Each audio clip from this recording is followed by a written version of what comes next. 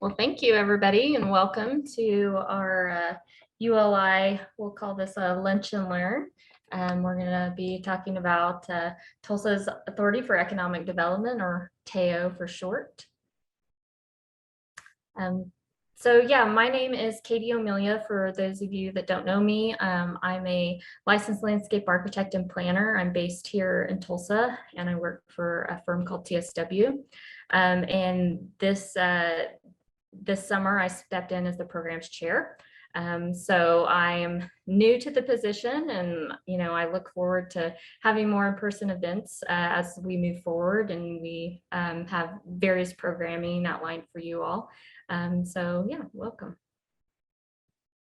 For those of you on the call that may be new to ULI or not a member, just a quick overview about our organization. So basically what we do is we bring all professionals that touch development, we bring them together so that we may be able to shape our built environment with the goal of transformative impact in our communities worldwide. And of course, always, we can't do things like this without our sponsors. So a huge thank you to the sponsors you see on the screen. We're an organization that both has an Oklahoma City chapter and a Tulsa chapter. And so you can see both of our sponsors there. Just a quick little plug. We've got a lot of exciting events upcoming here in Tulsa. We just secured, actually today, a tour of the new BMX headquarters. So that's going to be taking place on October 20th. We're still working on some of the details, so we'll be releasing that registration soon. And then November 5th, we have the Market District Tour. This was rescheduled from a few months ago. And so we're excited to really kick that off and have that come to fruition. And then also we have, it's not on there, but we're targeting the week of December 6th. We're going to be working with the Ross Group to take a tour of the Sinclair building downtown. And we're going to be talking with them about what their plans are for the building, and we'll get to walk through and tour and do a happy hour with them as well. So a lot of exciting things coming up. Also, for those of you that haven't registered, you still have time. If you'd like to attend the 2021 ULI, the national conference, it's in Chicago. You can attend both in person or virtually this year. So check that out if that interests you.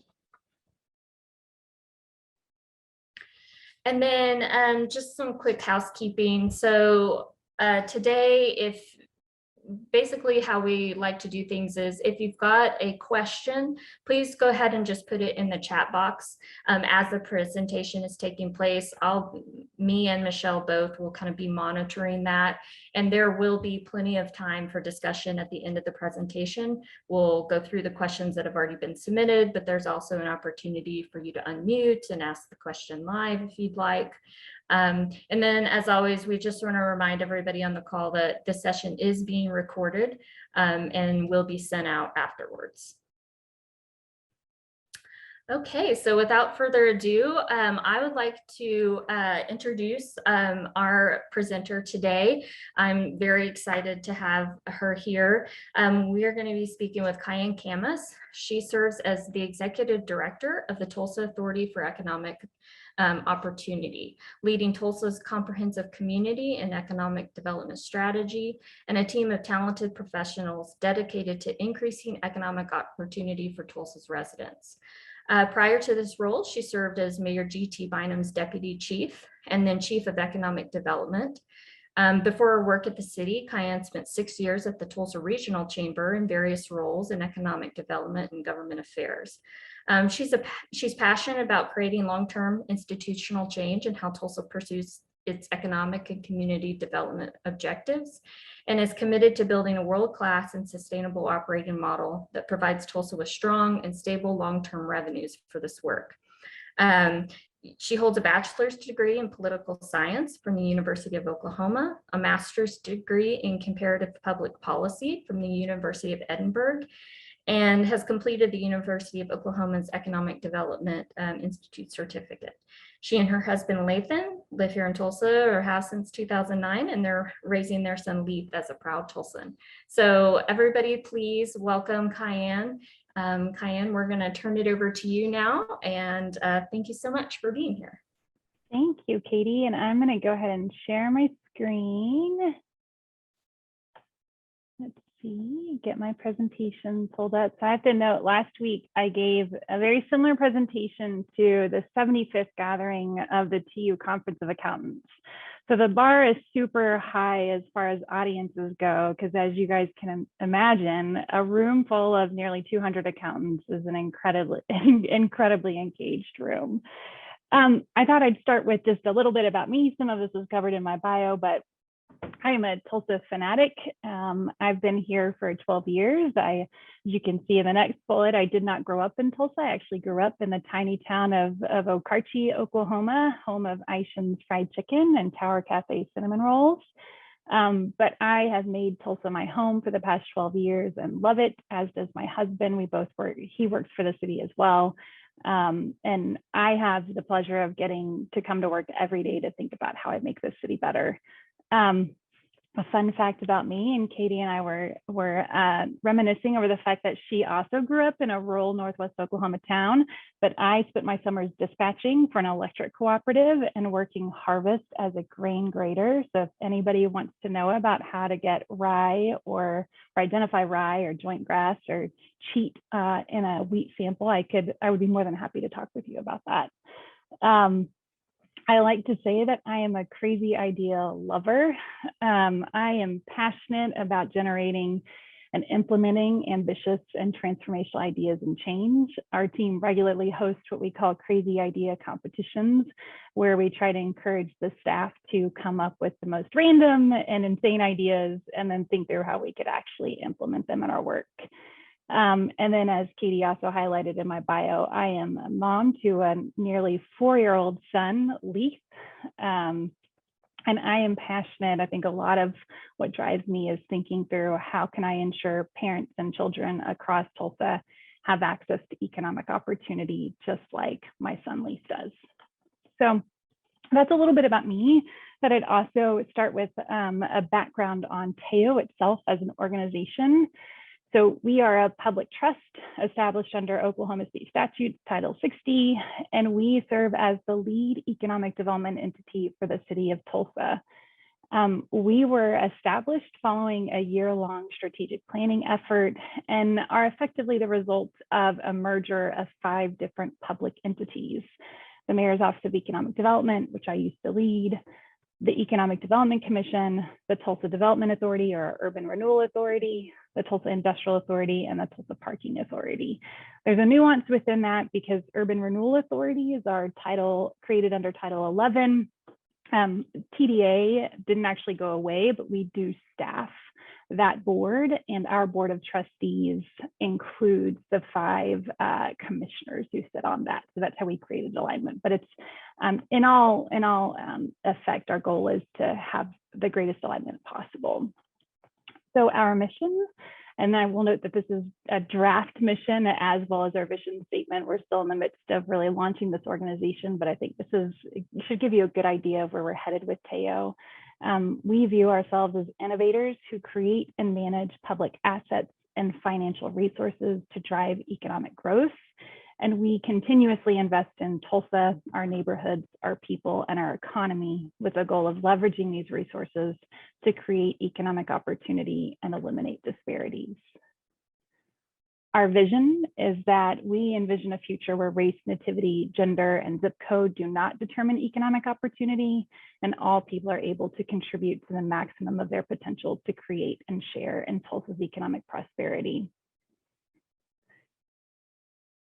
So to kind of step back a little bit and think about, ultimately what led us to form TAEO, for me, this quote from the mayor really summarizes a key driving factor in our work.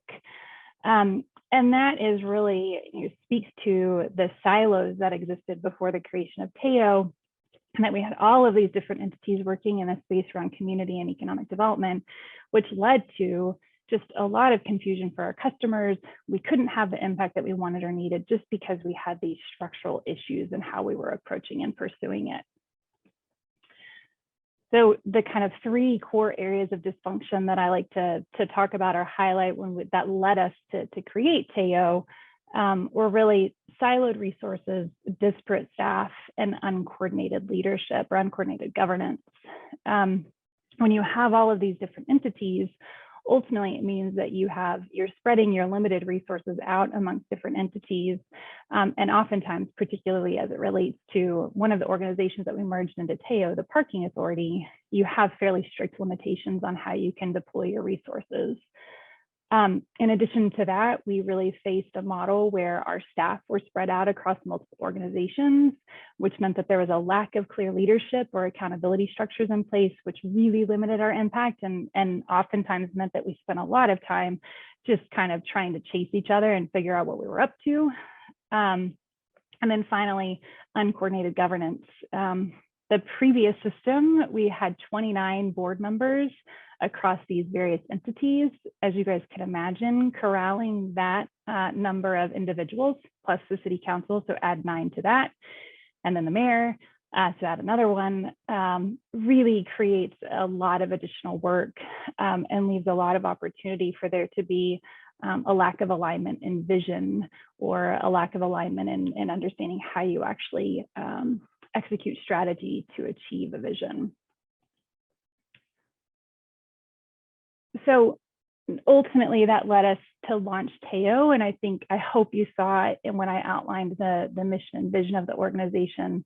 One of the first orders of business for us as we pursued creating this new entity was explicitly focusing our mission on creating economic opportunity and increasing shared prosperity and racial equity. We say a lot within our work that our goal, while we love ribbon cuttings and groundbreakings and the big announcements of CapEx, that's not why we're here. Ultimately, we're here because we want to do projects that improve the lives of Tulsans. And in many ways, the history of economic and community development, not just in Tulsa, but I think nationally, globally, some would argue, is that we've pursued a model that hopes for trickle-down effects. Or the rising tide lifts all boats, but ultimately what you've seen is that far too many people have been left behind and ultimately haven't benefited from the prosperity that we've sought to create. So our mission for this organization has been explicitly focused around ensuring that our work truly does create opportunity for all Tulsans. From there, our goal has been to ensure that we're aligning our programs and staff around that new mission. Obviously, merging everything together makes it much easier to have a clear and coordinated leadership structure that allows you to align around a mission and execute on a mission. The third kind of component of launching TAEO has really been focused on, and this is a fundamental component of TAEO, is ensuring that we have the financial resources available to do this work. And luckily, we've been able to create an organization that's based around a strong asset base that allows us to build stable and sustainable resources. We think that's one of the most innovative things about this model. And I'll cite some numbers on the next slide to prove that out. And the final component, which is something that I think we'll really be working on over the next several months, we're in the process of developing a new long-term strategy for Tulsa and its economic and community development efforts. But our goal will be to really focus on data-informed results and identifying and monitoring the key data that we use to assess our outputs and outcomes and know whether or not we're achieving success in our performance. So some key numbers, which I love to get to talk about because I think they really show the impact of this new organization. I mentioned we previously had 29 commissioners or trustees who were involved in this work.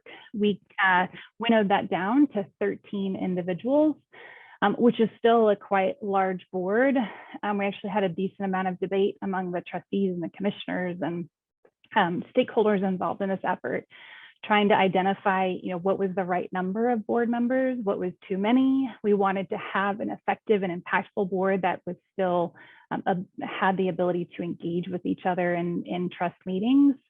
and landed on 13 ultimately as giving us the space to really have a strong and diverse board while not being so unwieldy that it just became difficult to manage or became a board where you still had a small subsect that ultimately ended up leading or controlling the board. We currently have in our FY22 budget 17 staff members funded. That's exciting. When I came on board at the city just 4 years ago, we had a team of about 3 people. So to go from 3 staff members to 17, particularly the caliber of staff members that we feel we have right now is just, it's somewhat of a miracle when you think about municipal finances and the lack of resources that we often face at cities. One of the most exciting numbers for me is our FY22 budget, which is $8.4 million. That's our operating budget for FY22. My FY21 budget for the Mayor's Office of Economic Development was just about $1.2 million, and that was consumed entirely by staff. I think I had like $4,000 for like computers and paper and maybe a little bit of travel. I don't know where you could travel to with $4,000 for a staff of our size. But this really shows you just the transformational impact we've had with merging all of these resources together. And then that top number, 180 plus, is the number of assets that we ultimately manage. This includes residential assets we own. The Tulsa Development Authority owns over 100, closer to 200 residential real estate lots that will play a key role in our community development efforts moving forward. We also own major industrial assets like a hangar out at the airport that American Airlines leases. And then we also own another facility, the Wheel and Brake Center at Memorial and 244, which is also leased by American Airlines. And then some of our largest assets are, of course, the parking assets that were transferred to TAEO by the Tulsa Parking Authority.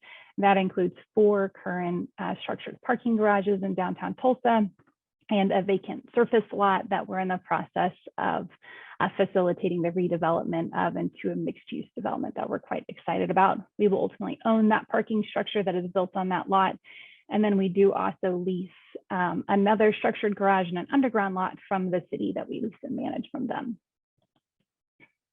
I wanted to give, that was our operating fund. I wanted to also give you an idea of the funds that we'll manage and handle outside of that. And I think this is also shows the impact of TAEO. We currently manage the Affordable Housing Trust Fund, which has funds to the tune of $9 million. Our hope is to continue to fundraise and grow those dollars and also to establish permanent revenue sources for that fund. We manage a variety of other capital funds, which I've kind of lumped into that other funds category, which are around 10 million, likely a little bit more than that. We manage the city's downtown development redevelopment loan funds, which is about $16 million. Those funds have come through a variety of tax packages since the early 90s, and we deploy them via zero interest loans to support downtown housing development. One of our biggest sources of funds and kind of areas of impact now and moving forward will continue to be our management of the city's TIF districts. And the collective budget of the active TIF districts right now is just over $420 million. So you can see there in sum, TAEO manages nearly $500 million in special funds on behalf of the city of Tulsa. So I thought it would be helpful to talk a little bit about the economic context that we operate in, which I think also underpins why we have this focus around shared prosperity and racial equity, and why we kind of do our work the way we do. So there's nothing that I love more than a friendly Tulsa, Oklahoma City competition. I know we have some people from Oklahoma City on here.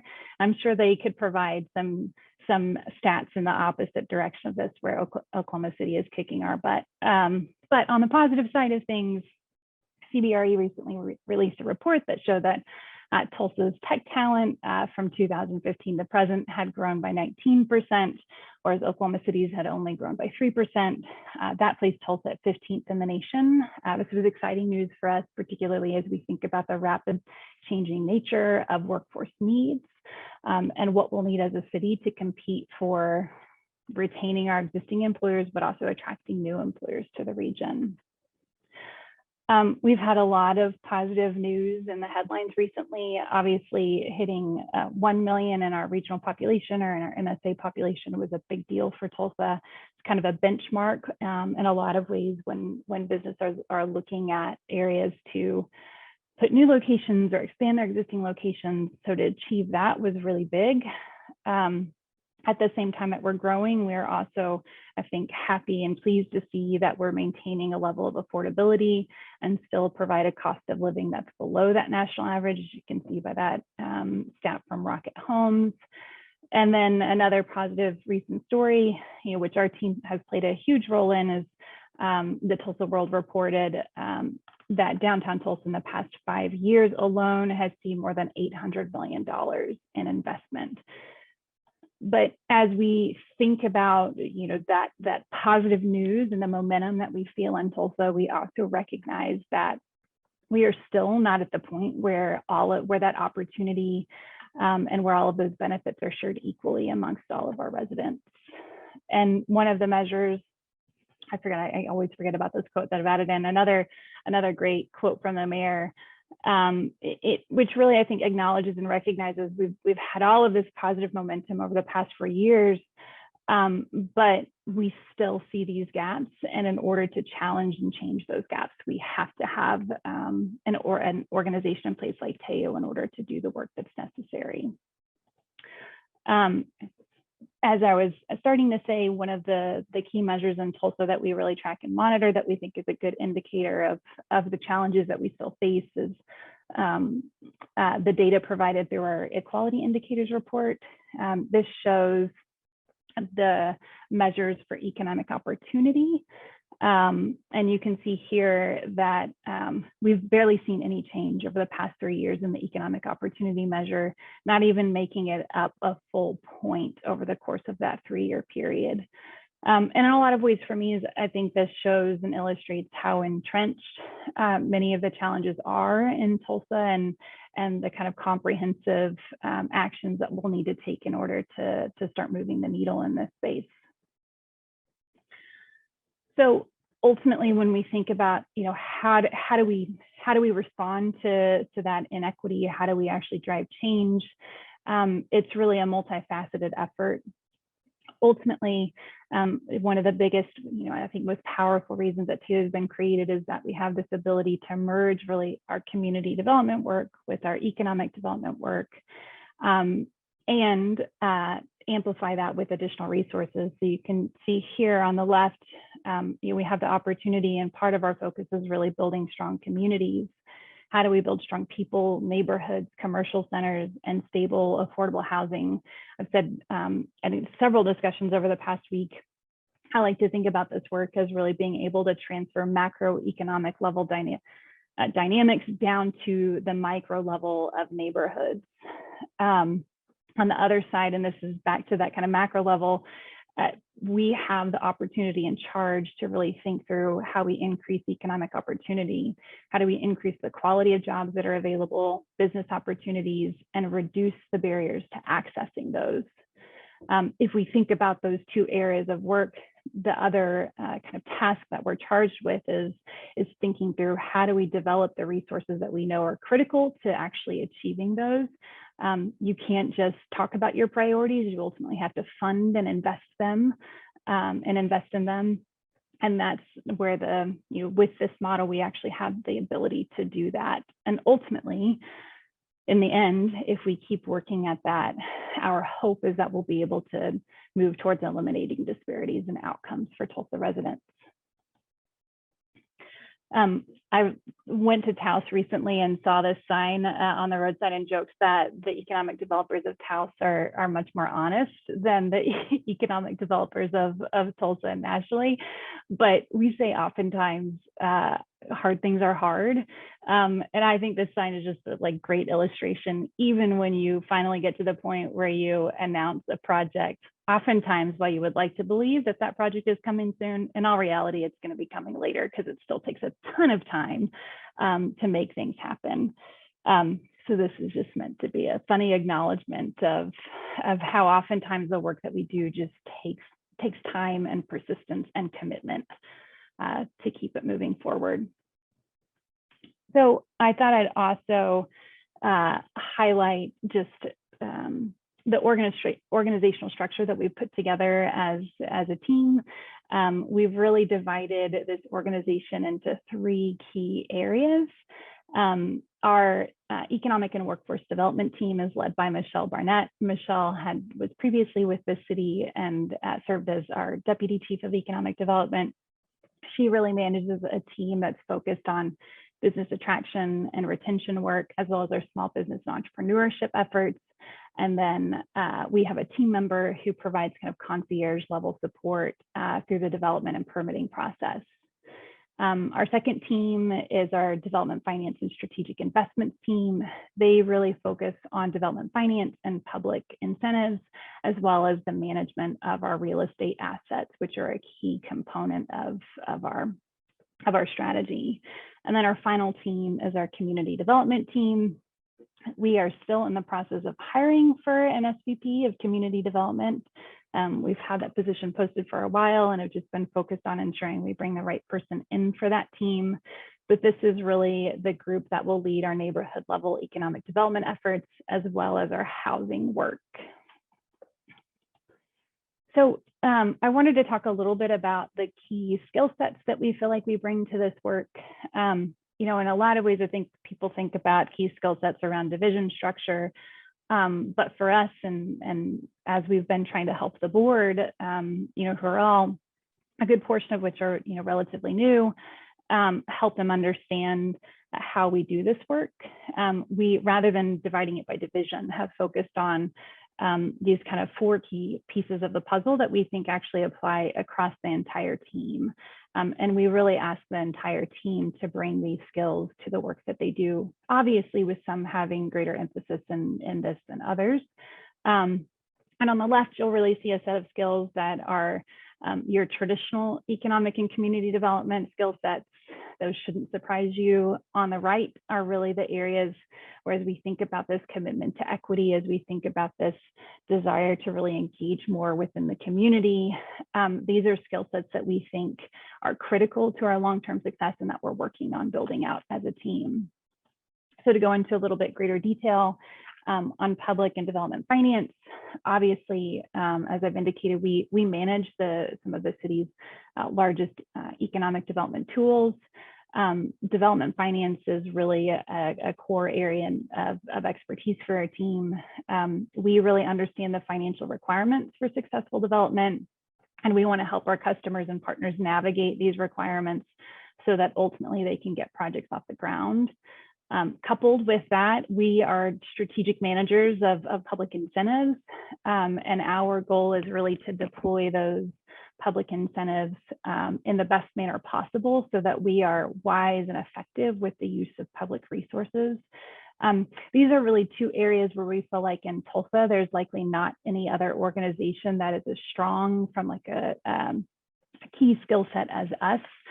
We hope that we kind of come to be known as the place for people to come to if they're looking for support in financing development projects, and then also obviously seeking public incentives.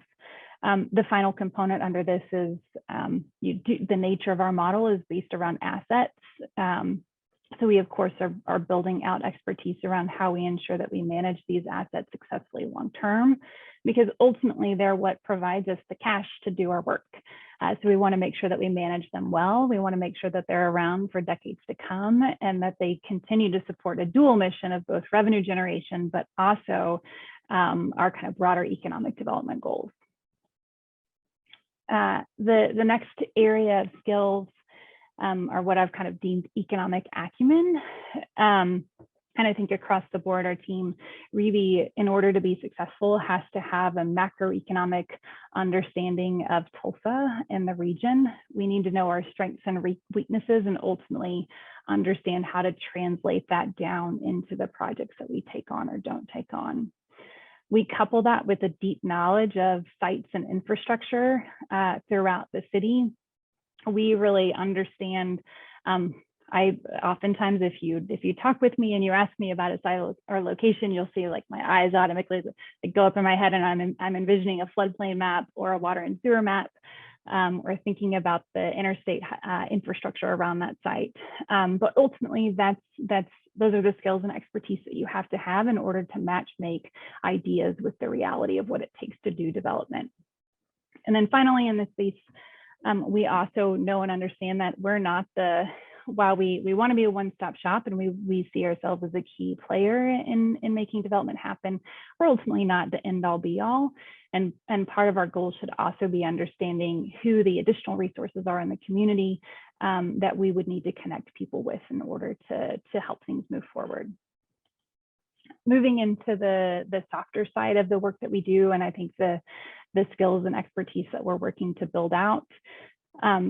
So much of our success now and moving forward will be based around our ability to build relationships and regain trust.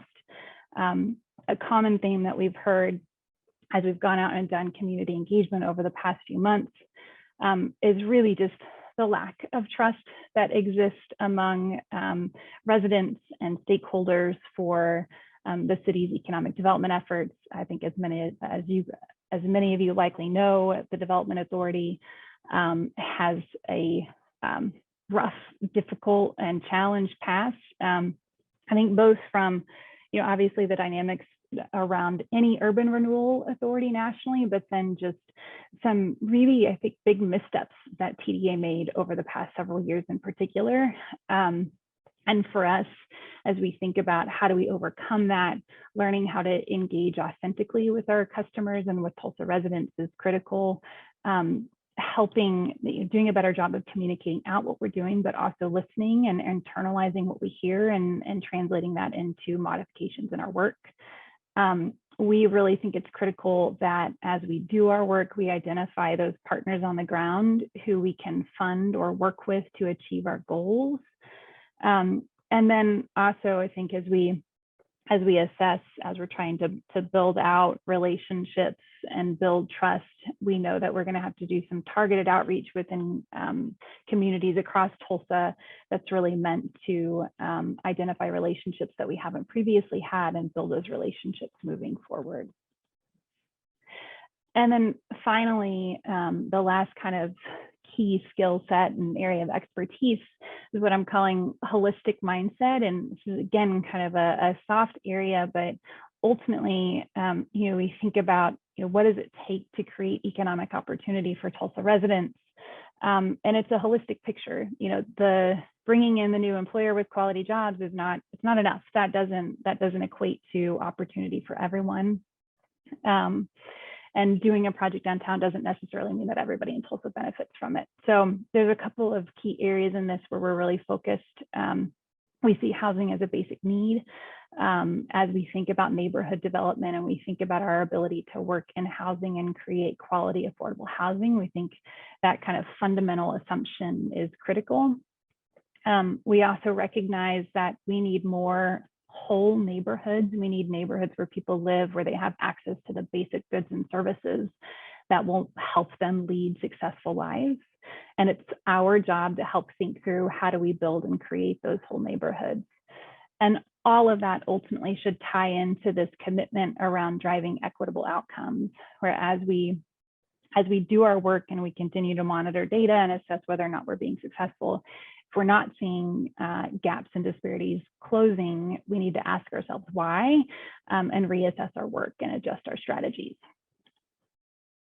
So I thought it would be helpful to maybe highlight how these skill sets are ultimately deployed into a specific project. This morning, I was actually at a groundbreaking for a project on the 36th Street North corridor for the alfresco development. I actually don't think I have that one listed in this slide. But this, for me, I think our work around the 36th Street North corridor is one of our best examples of how we can layer community and economic development work to ultimately drive change. In this area, it really started with the Peoria Mohawk Business Park, which is a partnership with the George Kaiser Family Foundation. GKFF, about a decade ago, began acquiring what's now a 120-acre parcel at the southeast corner of 36th Street North in Peoria. We then worked with them to get a $10 million public incentive passed for that site to support infrastructure development. And then for the past 5 years have worked alongside them to recruit employers to the business park with a focus on employers who have a longstanding commitment to community engagement and to providing living wage jobs that provide an opportunity for advancement. The first company to locate in the business park is Muncie Power Products. They are an excellent partner and meet all of those expectations and requirements. They're under construction right now.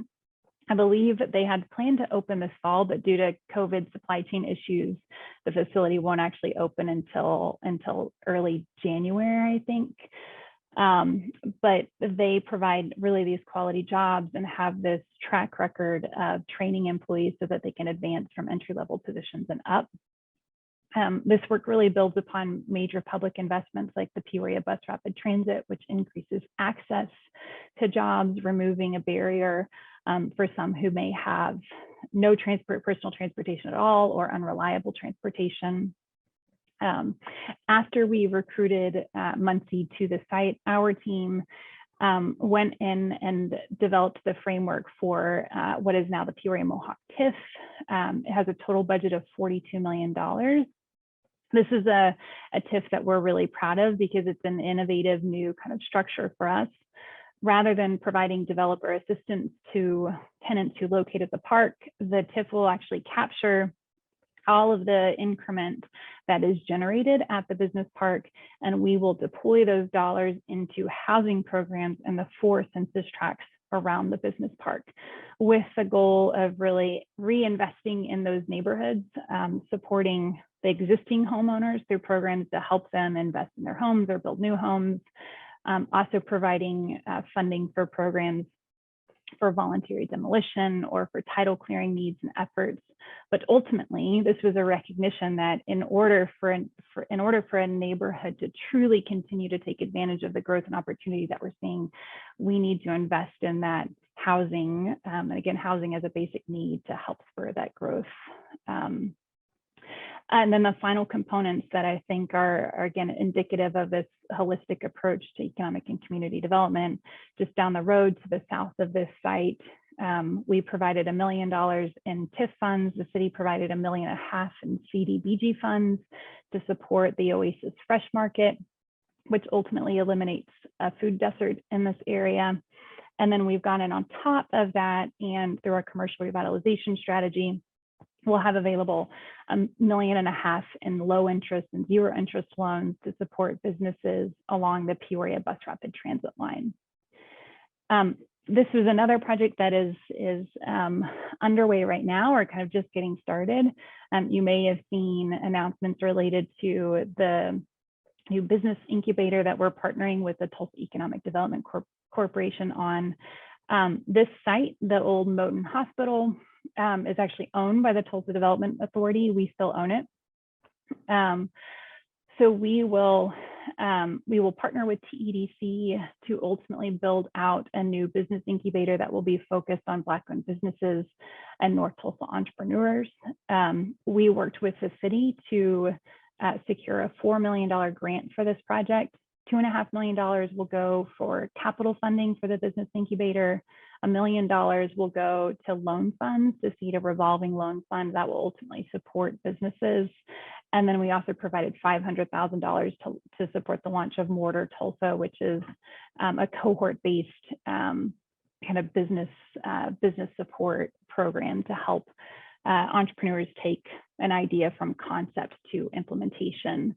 So our goal with that grant was really to support the whole life cycle of a business need and to really focus on how do we support minority entrepreneurs and businesses in their growth and development. We will also facilitate the remainder of that site, which is really quite large, to Pine Place Development and Michael Smith's team.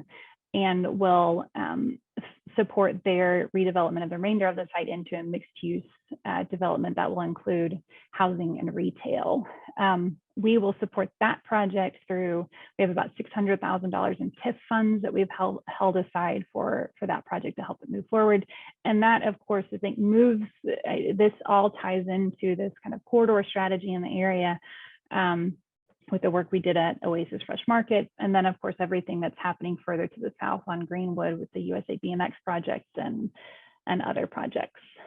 So I like to say, if I think about, how do we grow opportunity, it's really these kind of key components where we feel like we have some levers to push and pull on.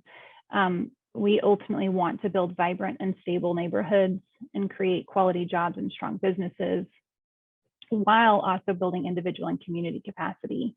We think those are key elements to long-term economic success.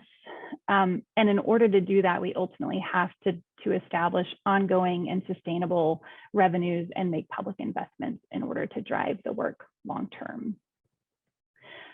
So that is, I'll hold on this slide. I listed a number of the programs that our team manages. Go back, just so that you could see some of the other stuff that we do. I might note the 3 projects that you referenced that you'll be visiting, BMX, Market District, and the Sinclair project, are all projects that our team has played a key role in supporting. BMX, we actually provided, I can't remember if I know it's at least 2, it might have been 3 million. The Parking Authority provided funding for that to support getting to that the final investment needed to make the project move forward. And then we also leveraged $900,000 in economic development infrastructure funds for that. The Market District, we've established a TIF to support that project, as well as Mother Road Market and the public investments that are going in at 11th and Lewis. And then Sinclair, we will support that project through our Downtown Revolving Loan Fund and the Downtown Master TIF. So with that, I'd be happy to answer any questions. Well, thank you so much, Kian. That was awesome presentation. So much great information. Thank you again for joining us. So I had a couple of quick questions I was just jotting down, and I haven't seen anything specific in the chat just yet. But I think my first question, what were some of the other models, or did you look at other models when you all were deciding how to approach the restructuring? Was there other cities or entities you all looked at to help formulate? Yeah, we looked at, of course, the Alliance in Oklahoma City, I think, was one of the first models we looked at, which really also allows for coordinated management, but doesn't go so far as to merge everything together and to get rid of entities. We also looked at Invest Atlanta, which I think is a bit similar to the Alliance in that you have a single entity that's charged with managing multiple public trust authorities. The Philadelphia Industrial Development Corporation was another one that we looked at. I can't remember if they had like a history of merging in the past. Other models that have always been of interest, the New York City Economic Development Corporation has a massive asset base, an asset base that I think we would all be envious of. So they're one that I think we'll continue to look to, and particularly as we think about long-term asset management and maybe asset acquisition and disposition, there's learnings from them that we'll look to. Excellent. Okay, my other question is, so you talked about some current projects. Do you all have any future projects identified, maybe in your 2022 budget, that you'll be pursuing or looking at pursuing? Oh gosh, yes. I mean, there's sometimes it's hard to list all of the projects that we're contemplating. I think one of our biggest challenges that we're trying to work through is how do we align our work and our focus with some of the initiatives that the city and the planning office are also prioritizing. The two I think that are at the top of my mind are the Vibrant Neighborhoods Initiative and destination districts. Obviously, the Greenwood district is one of the first destination districts. We're doing work in that space. The Global District at 21st and Garnett is an area where I think we're really trying to assess how do we layer some of our tools to support that work. On Vibrant Neighborhoods, their next target neighborhood is the Phoenix District, which is at 36 in Peoria. So that layers really well with the work we're doing at Peoria Mohawk and with that TIF. But we need to start thinking about Crosby Heights, which was the first neighborhood for Vibrant Neighborhoods, and we're not currently doing any work in that area. And in particular, as we grow the operating revenue that we have available to invest into programming or initiatives, that's really where we'll start thinking about how do we actually spend that money. Right, this year it's limited because of COVID. COVID's a big hit on parking revenue, but moving forward, our hope is that we'll have, $500,000 to $1 million in annual TAEO revenue, our own revenue outside of a TIF that we'll have to invest in programming or projects within our kind of core focus areas outside of our public incentive programs. Okay, great. Okay, we do have a couple of questions. So could you clarify, is TDA, was it not absorbed into TAEO, or did I hear that wrong? Yeah, no, it wasn't. So it's a legal technicality. TDA is established under Title 11 of state statutes. It's an urban renewal authority. And in order to use and leverage those kind of special powers at any point, we need it as an entity to exist. So the solution was when we rewrote the trust indenture for TAEO, the TDA commissioners are ex officio members of TAEO with full voting rights. So the way it functionally works is the TDA commissioners sit on the TAEO board, and TAEO meets. They'll meet Thursday at 9 a.m. if anybody wants to join. You can. It'll be in the 10 North Conference Room at City Hall. And then as soon as TAEO adjourns, TDA is called to order. And the TDA commissioners will still have control over the assets that they own. So any disposition or acquisition efforts would be governed by the TDA board. And then we have a service agreement with TDA to provide staffing to TDA, and I also serve as executive director of TDA. Okay, thank you. That's a lot more helpful. It's complicated, but yeah, it is. I need to put back in I have a diagram from earlier months that I should add back into this presentation. Okay, another question, does WIN, which stands for Working in Neighborhoods, interface with TAEO? Yeah, they do. They work with our housing team, and I think we'll continue to work with our housing team, as we think about housing programs and initiatives that we hope to launch. They'll continue to be a partner. Kristen Mon on my team and I were talking the other day about her desire to implement a rehab program for landlords who participate in our Gold Star Landlord program, and thinking through WIN manages and operates some existing programs that provide for emergency rehab, trying to identify if WIN might be the best partner to actually administer that program, or if it's somebody else, or if it's us. But the answer is yes, we do work with them and we'll continue to work with them. Okay. Okay, another question. Can you elaborate on fundraising efforts for the Affordable Housing Trust Fund?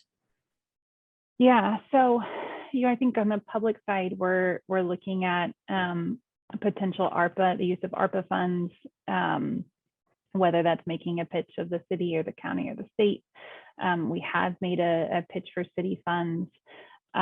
We also, I think, long-term, will think through, is there a sustainable revenue stream that we can identify that will provide annual funding? I have some ideas and thoughts on what that might be. We've done some research on how other cities pursue this nationally.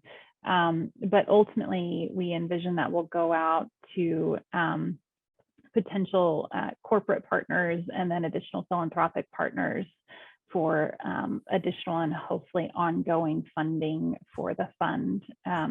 We've made, I want to say it's over $2 million in awards already. We have 5 or 6 additional grant applications or contracts in the works for additional funds. So we launched in February, I believe, building from scratch. So we're excited with what we've been able to award so far. I think I see Roland has his hand up. Yes, I was going to go to him next. Roland, you want to ask your question? Roland, are you there? Oh, there you go. I'm here. I was actually typing in the thread. So. Oh, gotcha. Silos are often resistant to change. That's an understatement. I would say part of what allowed us to be successful is that we spent the 3 years leading up to this project really building genuine relationships with the boards who ultimately were impacted by this, and building understanding with those trustees and commissioners and their chairs. And then I think also helping them understand what our vision for change was. And that, absent that kind of 3-year-long effort before launching into this project, it probably would have been a much more difficult lift to execute. I think there was still, it's still, even if I think back to February of this year when we were, January, when we were asking the parking authority trustees to take the first action to essentially dissolve themselves. And that, I think, for them as a trustee of a public authority, you have fiduciary responsibility for this organization that you've made an oath to. And I think it was a heavy decision for them that they didn't take lightly, but because we had built that relationship, and then they participated in the year-long process to get to this recommendation, they, even if it was still a hard decision to make, they knew it was the right one to make. We were also really judicious in thinking through, how do we, as we're forming the new board of TAEO, how do we have them transition? How do we make some appointments on that board so you have carryover? 2 of our trustees from the parking authority were appointed to TAEO. And that was critical because they know the assets, they know how to operate them. They've had oversight. We needed their institutional knowledge, but also helps them understand, like, it's not, we're not just giving away $100 million in assets and our $10 million in cash. And then, the mayor says, sayonara. We too get to be a part of the vision for this new organization. So it was tough and took a lot of herding cats, but I've been pleased with the fact that we were able to get it done. Okay, it looks like Kevin, did you have a question? Your hand is raised. Yeah, hi, this is Kevin Simcox. I just had a question. Hey, Kian, does TAEO, so there are some deeper structural economic issues that the Tulsa region faces. Like some of the biggest ones that jump out to me are the statutory prohibitions on a 4-year public university in the city of Tulsa. And the fact that the OSU Medical Center doesn't conduct research activities, so we're not developing a life sciences base, and like broader efforts to diversify the local economy away from from energy and very cyclical commodities industries. And those are kind of deep, very long-term structural items. And I was wondering if you could speak to those, and if TAEO has any role in that, or if that's a purely political game. Yeah, no, I mean, we see ourselves as being, we're the lead entity for the city when it comes to economic development and economic development strategy. Obviously,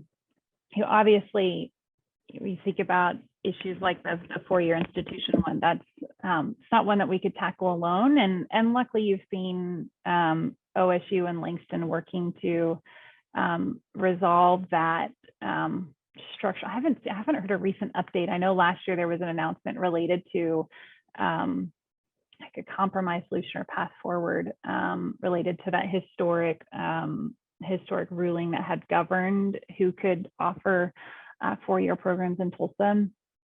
So our hope is that as we establish our kind of brand and identity and our place in leading the city strategy, that we naturally also are a key partner in tackling issues like that. Obviously, the work that Michelle and her team do is we do a lot of work around business attraction and thinking through how do we attract that kind of next generation of companies. The same goes for our work around small business entrepreneurship. We funded, or the city council funded, but our team ultimately managed and secured the new business incubator that's operated by 36 Degrees North on the 5th floor of City Hall. That's also a key part of our strategy to diversify. You know, how do you grow that next generation of companies in Tulsa that isn't based around oil and gas, or if they are, it's based around the future of the energy industry. Yeah, I feel like I missed the third part of your question. Maybe I didn't. No, that was it. It was just, okay. There are some generational items that are going to be tough for Tulsa to address. And those are the big ones. And we want to make sure if TAEO had its eyes on it or had a role to play in addressing them. Yeah. And one of the things that like we're thinking through is how do we leverage our assets? Like if we own all of these parking assets, how can we thinking about EV chargers within our parking assets or installation of solar on our assets? And I think there's also opportunities for us to kind of lead from both an action but policy standpoint that helps shape a narrative around our commitment to what the next generation of industry looks like in Tulsa. Okay, well, I think, let me just do a quick check. Doesn't look like any more hands are up. And then, oh, okay, so it looks like we have another one in the chat. So you mentioned crazy idea sessions. What's the most audacious idea that you've seen in another city or that's been thrown at the whiteboard? You know, any innovative tools or approaches you'd love to test out in Tulsa? I'm trying to think. I don't know if it's like the craziest idea, but we, in one of ours, the former parking director pitched changing the 100 West parking garage. Actually, I think it wasn't to wholly retrofit it. He wanted to put like an Airstream like Airbnb park on top of 100 West as a means of diversifying our revenue stream. I think there was like a structural engineering problem in that putting a lot of Airstreams on the top floor of that deck wouldn't actually work engineering wise. Trying to think of some of our other ideas. I think about for us, like, I think there's a lot of opportunity for us to really double down on this asset model and think through how do we really build and develop assets that both contribute to our economic growth while also generating revenue. And for us, I think in the past, we've taken an either or approach. Like a great example would be Air Force Plant 3.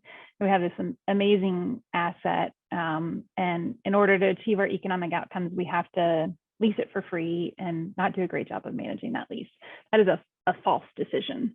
And really ensuring that as we build and develop assets, they're creating jobs, but we do our best to maximize the financial return that we get out of them, because ultimately you need money to do this work. And if you have to wait until the next Improve Our Tulsa program or Vision Tulsa, or if you're in Oklahoma City Maps, you're never going to be able to keep up with the pace of change that's needed. And so I think for economic developers, the imperative is figuring out how to get really creative about the dollars it takes to do this work, and being explicit in the efforts we take to establish those dollars ourselves. Yeah, that's a pretty out there idea to put Airstreams. He was But I super love excited about it. I think if he could have bought some salvaged Airstreams, he would have gone to work creating that Airbnb park. Nice. Okay, well, I think that wraps up all of the questions. Thank you so much, Kian. Great presentation. Yeah. Thank you so much for your time today. Obviously, a lot of exciting things, I think, are going to come out of this for Tulsa. And I'm just happy that ULI can play a role in promoting it. And so again, thank you for your time. And with that, we will conclude the session.